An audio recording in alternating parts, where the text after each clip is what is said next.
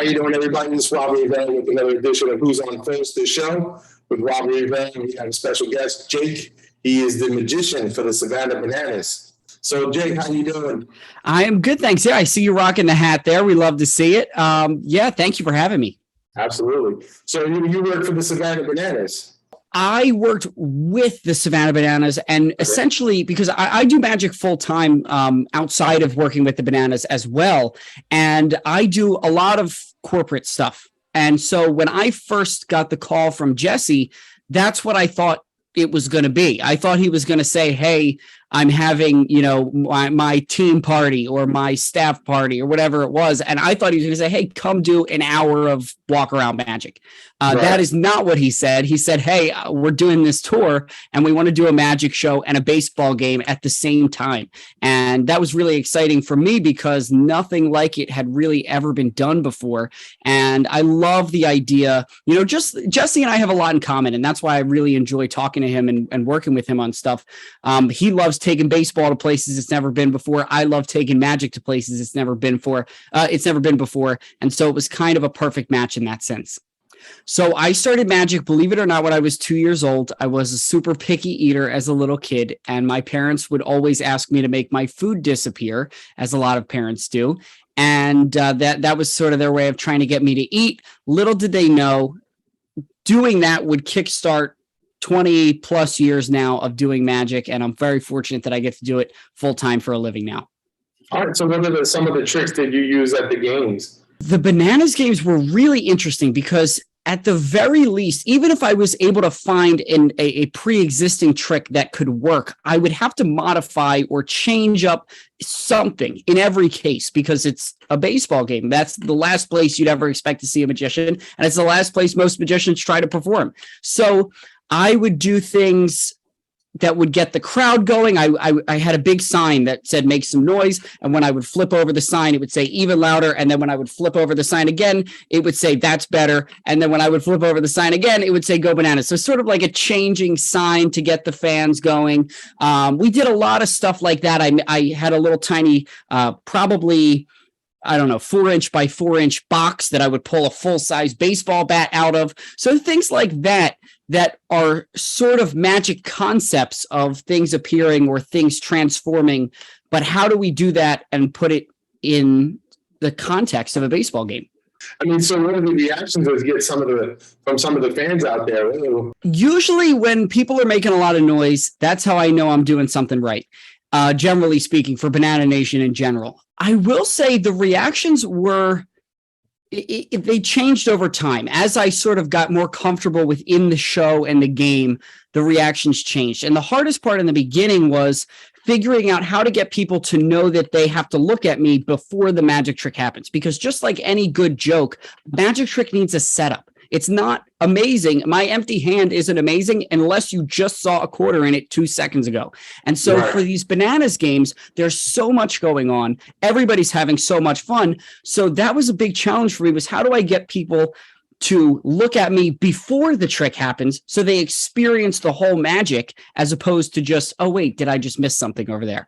But all in all, people were so grateful and they were so excited to see, what I was going to do next. And I was just as excited to show them. Do you do like one-on-one, or are you basically on the field? How do you do your magic tricks? I was one of maybe a few cast members who was everywhere. I was in the stands. I would do more close-up stuff for our VIP meet and greets. They would get to see like some card magic, some coin magic, some up-close stuff right under their nose. Mostly I was in the stands. So I'd be on top of the dugouts. I'd be walking through, the concourse or the stands, that kind of thing, and getting large groups of people excited and amazed all at once. However, we did try out some different things with me on the field. I would host a promotion in between innings or just things like that. There were even a couple of times that I went undercover and did some magic tricks just pretending to be a, regular person. And so we really tried everything, which was one of the things that was so much fun about doing this tour with them. Okay. So I know you said you were trying some new stuff. What, any secrets you can let out there? Some new stuff you're gonna try to do this year? I can tell you we want to try to do more stuff on the field, which is very on brand for the Bananas, but it's also very tough because I don't play baseball. So as much as I would love to, I can figure out certain things. One of the things that we were playing around with that I guess I'm probably okay to let leak is a fire glove. I figured out a way to light a glove on fire, but the problem is I can't pitch or catch. So it's cool, and it's something that I can help, the players with eventually, but I can't really do anything more than actually just pretending like I can play baseball. So that's something that's a little bit tough. So we're trying to find those little spots for me to get on the field and do something amazing that won't interfere with the game, that also won't put me in the game. Okay, all right. I was thinking when I was thinking about I was like a smoke ball. You set the ball on fire, put it out, and then pitch it. I was like, that'd be interesting. I saw the bat that went on fire. Yes. I saw that one. I saw that was pretty cool, and I was like, wow. I was like, that's something you don't see every day. What have you learned about the game that's so intriguing to you? Yeah, I really have learned a lot about the game and really gained a whole new appreciation for it. I mean, I'm from Philadelphia, so all my Philly sports are very important to me. But the Phillies, I didn't watch them as much as even I would watch like the Flyers or the Eagles. And so being with the team, seeing all of their dedication to the game and seeing how they all sort of interact with each other and really being there at eye level in the middle of a baseball game was really, really cool. It gave me a whole new appreciation for just how, skilled these guys are, especially in banana ball when the game moves so fast. In addition to just the actual pitches being faster, the hits being faster, the throws being fast, the whole game is moving fast. And so these guys are just so talented, and being on tour with the Bananas definitely gave me a new appreciation for that. So how much practice do you do when you're doing your magic? A lot, as you might expect. I mean, really, I'm thinking about magic. It's sort of a problem to the point that I can't really turn that part of my brain off. I'm thinking about magic all day, every day. There are very few times when I'm not thinking about magic, if ever. And so that practice is a sort of practice in and of itself. However, there's always new tricks that I'm working on. I'm always trying to write for my stage shows, my theater shows, things like that, just to constantly be trying new things and coming up with new stuff and just seeing if I can sort of take an original angle on something. But also, in addition to that, I'm always reading. There's a ton of magic books out there. And so reading those, learning the tricks that are in those books, practicing those, talking with friends, on and on and on, pretty much all day. I'm doing some form of either mental practicing, writing practicing, or practicing the actual sleight of hand, the moves that go into making the magic tricks. Okay. So who are some of your idols as a magician? Did you ever have any people that you were like, hey, I definitely want to be like this guy?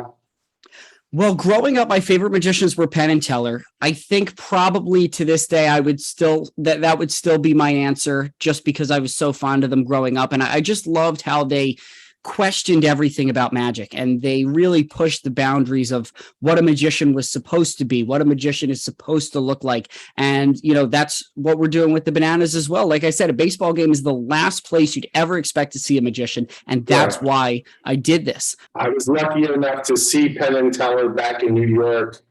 Oh man, I'm trying to think, maybe 2000, 2001. And it was a gift from my wife. We had gone to a theater, and I was like, who's playing? And she goes, you'll see. And sure enough, Penn and Teller. And I was there when they did the casket and sword. They did some kind of sword casket. And Penn is the tall one, right? Correct. And Teller was in this basket, and Penn was shooting swords through this whole thing. And he actually let the whole place come up. He pulled the lid up and he told him, come on up and take a look. He's in there. And it was like, I mean, there had to be at least 10, 12 swords in there. And it didn't look to me like he was like, oh, I want to play right over here. No, he was up talking around and then he would throw one in. And I'm like, Well, in baseball, there is some magic. We make a ball disappear when we hit a home run. Well, you know what's so funny? I was just thinking about this. There's a saying, a pretty well-known saying, that it's rock stars want to be comedians and comedians want to be rock stars. And I was thinking about this, especially after the tour. And I was like, magicians want to be athletes and athletes want to be magicians. And that was definitely something that I realized on the tour. Magicians always make fun of, we make fun of ourselves because we're typically not the most athletic bunch. Right. And that's why nobody becomes a magician because they're freakishly good at sports. You know what I mean? And so it's kind of this cool thing where magicians want to be athletes, athletes want to be magicians. I'm such a big sports fan. And so seeing the Bananas gave me my own baseball card was like mind blowing. It was like the coolest thing ever. And getting to sort of have those sports experiences, which is a side of me that I don't often get to, enjoy on stage, but being able to blend those two worlds was really, really cool. All right. So have you taught any tricks to any of the Bananas players so they can take it home and be like, hey, watch this? Well, I've showed them a bunch of tricks. Taught is maybe a sensitive word. No. But there were certain things that I'd let them in on if it was for a trick. Like I'd say, hey, like, just so you know, I'm going to do this, this, and this. And this is what needs to happen to make that look good. And so I would sort of feel it was on a need to know basis. But yes, there were a couple things that I taught them. Okay. All right. So now leading on to this question, what do you think of the magicians that let the secrets out? I always say magic's relationship with a secret. It's sort of like, it's like selling a car. You wouldn't sell a car to somebody who's never going to drive it. And by and large, I think for magicians, you don't give the secret away to somebody who's not going to use it. Right. Because ultimately, if I'm not teaching anybody magic and no one's teaching anybody magic, the art form dies. There's no new magicians. Right. So the secrets have to get passed along somehow. But it's a matter of sharing those secrets with the right people at the right time who are going to take that information and, sort of pay the magic forward, inspire that amazing feeling in other people. In terms of just people who are giving there was a very famous TV show where there was a guy who gave away a whole bunch of secrets. And I don't know. I mean, I have mixed feelings about it. I don't think that it's good for the art form to just let it fly and, everybody knows everything. But at the same time, YouTube was also sort of responsible for that because a lot of people were very worried that there were all these reveal videos on YouTube and people were teaching magic on YouTube. But I think as an art form, we've probably gotten better from it. And those things have forced magicians to modernize the tricks that they're doing and improve on what we had built in the past. Yeah. And especially with YouTube, like I was the first generation of magicians, or part of it at least, to grow up learning magic on YouTube. I, read all the books in my elementary school library because I started so young in my elementary school library, in my town's public library. I ran through all those books. And so I turned to YouTube, and that it kept my love for magic going. And so pros and cons is the short answer. Yeah, I'm in the same realm. If you're interested in baseball, I'm willing to teach you. If you ask me questions and you have that willingness to learn, I have no problems with that. Like you said, it dies. So, you have respect for the magic, you have respect for the big game, you have respect for yourself and somebody who teaches you, Yeah, absolutely. And this is actually a quote from Penn and Teller. He mentioned that even if he teaches an audience how to say palm off a card, which is just hold the card secretly in your hand, if he teaches that to the audience and then 2 tricks later uses it and nobody notices, he says, how much did I really teach them? And so there's a lot of things like you could show me, I'm sure, about baseball and hitting and how to make sure your feet are in the right spot and turn your hips or whatever it is. I'm still not going to go out on the diamond just because I know that and be able to start crushing baseballs. You know what I mean? And so just like I could teach you certain secrets to certain tricks, it doesn't automatically mean that you can then get on stage and do a magic show. There's, more involved to everything. And so everything's a little tricky. And, but, to your point that you have your little trick, I think that's awesome. And the cool, unique thing about magic is that if you're, if my dad plays in a beer league baseball team. I wouldn't go to anybody and say, oh, my dad's a baseball player.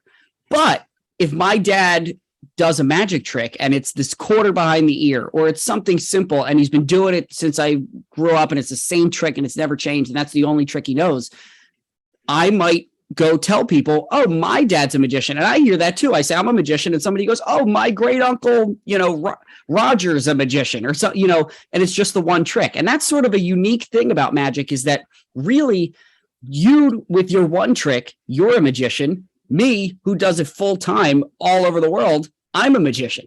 And that's a unique little thing about magic, which is kind of interesting. And I think it's good, because I think the people who are happy from seeing the one trick that or the one party trick that this guy knows or that guy knows, and then coming to see my full hour-long show, it can make them happy. And that's really what it's all about at the end of the day.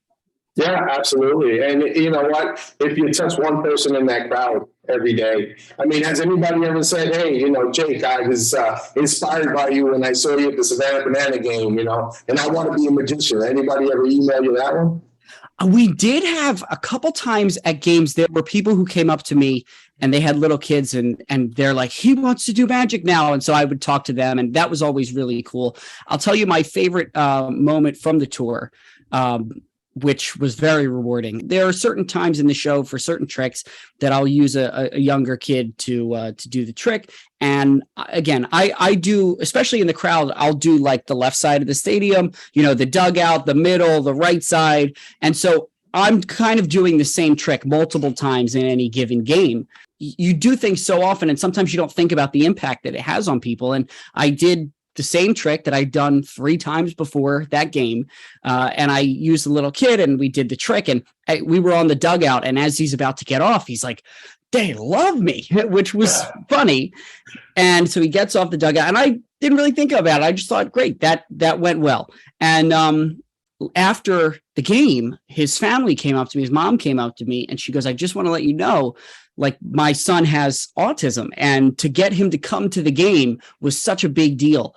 And he keeps talking about how this was his best night ever, how this was the best day ever for him, because of how comforted and welcome. And, I made him feel through doing that little magic trick that I do for everybody. You know what I mean? And so those moments where you can sort of stop to appreciate the impact that you've had on other people are always the best part of anything that I do. But there are other parts, even during my theater shows, I will do tricks about, my anxiety or about something else. And I'll have different people come up to me and say, this trick resonated with me in this way. That's all you can ask for, is just to make an impact on somebody else's life. Yeah, there was one time I was umpiring a playoff game, Little League playoff game, and I'm going onto the field. Now, mind you, I'm suited down to the gill, major league style umpire in a Little League game, but it's just the way I was trained. I get onto the field and I see the catcher just staring up at me, and he goes, "Whoa, are you a major league umpire?" And I'm like, well, no. And he goes, do you umpire on TV? I said, no, I don't umpire on TV. He goes, yeah, you do. I got a major league umpire today. That resonated with me years on end. I think I was about 25, 26 at the time when this happened. But to see that little kid just like, holy, we learn more from them than they do from us.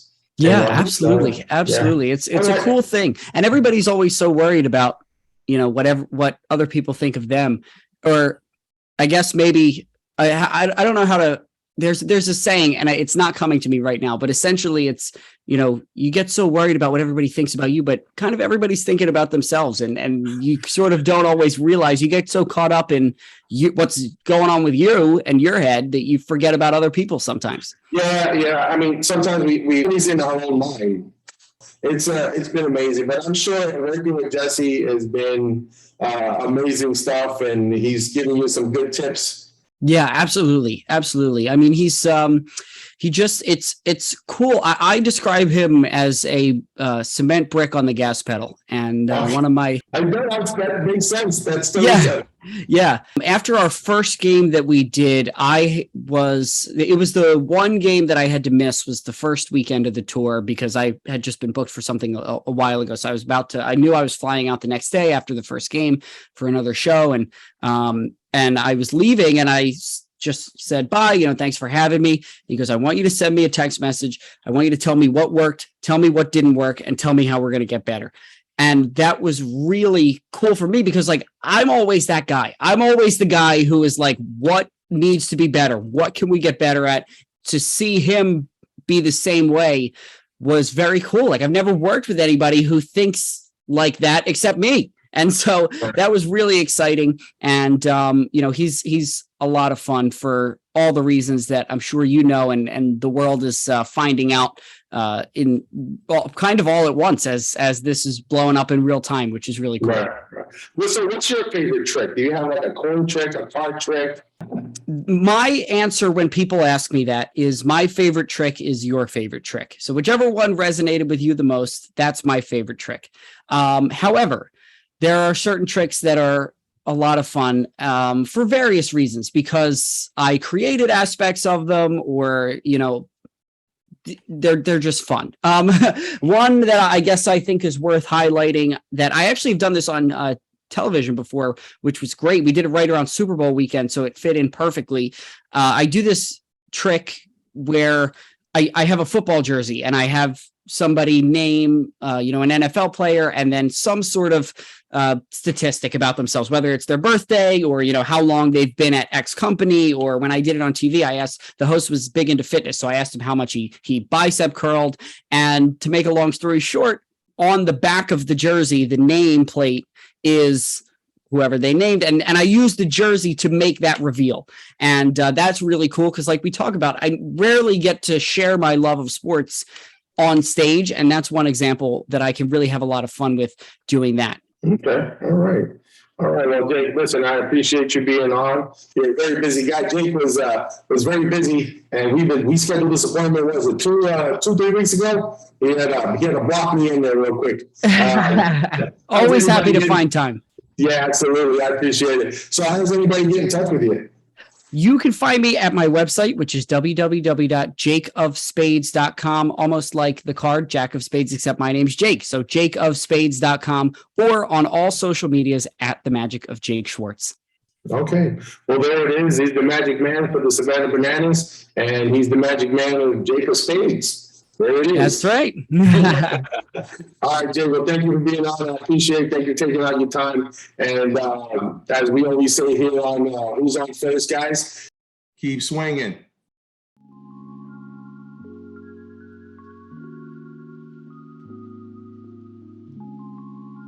If you like the show, please do me a favor. Subscribe. Right. You see it? It's right there. Subscribe, share, like, and don't forget, put that bell on. It'll ding you when I put something else on, all right?